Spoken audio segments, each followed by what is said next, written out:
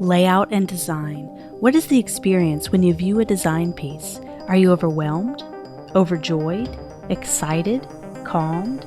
Maybe turned off or not sure what to make of it? Often the layout of a design makes the first impression on the viewer.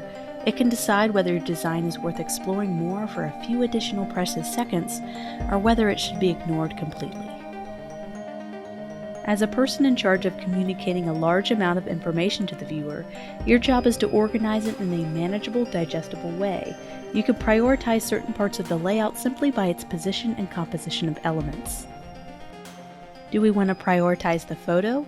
Are we selling a product? Then yes, the photo might become the mainstay of the design. Do we want to deliver a strong stop-in-your-tracks message, maybe with a straightforward call to action?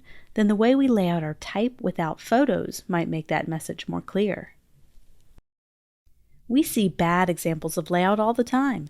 These mostly consist of poorly placed photos, too many photos, or awkward photo cropping. These bad examples can also include too much information for the viewer to read, often discouraging them from reading more.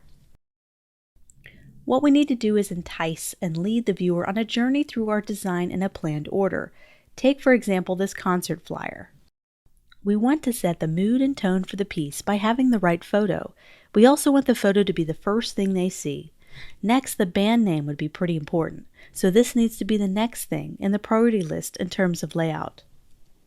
There is no point in the viewer reading this flyer if they cannot attend on the concert date, so having that be the next prominent item in the layout is key in showing them what they want to see. So they say, where do I buy tickets? Let's see. Right after the date, there is key information there. It is easy to find too because of the highlighted box. There is some smaller text that is not so important, but they can still find and read it if they are still missing information they are curious about. Layout can communicate emotions, just like photos and typography.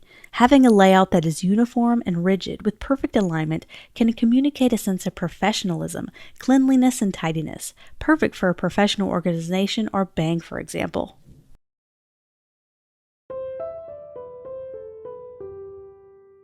White space is the spacing between elements. Having a large amount of white space can continue this feeling of openness and express a feeling of calm. White space that is tight can spark emotions of anxiety or entice a sense of anger or urgency. It generally does not work to have little white space around your elements. Take, for instance, this graphic. With enough white space, the design has a chance to breathe. It just feels much better.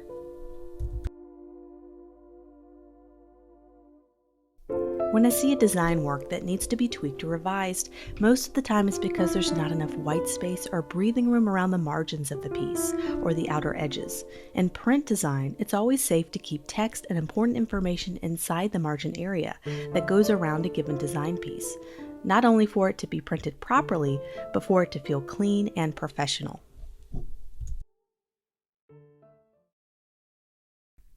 The balance or overall composition of a design is very important in maintaining these emotional responses.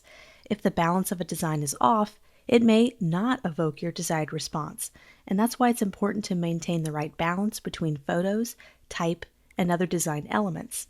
This is known as composition. Take, for example, this poster design.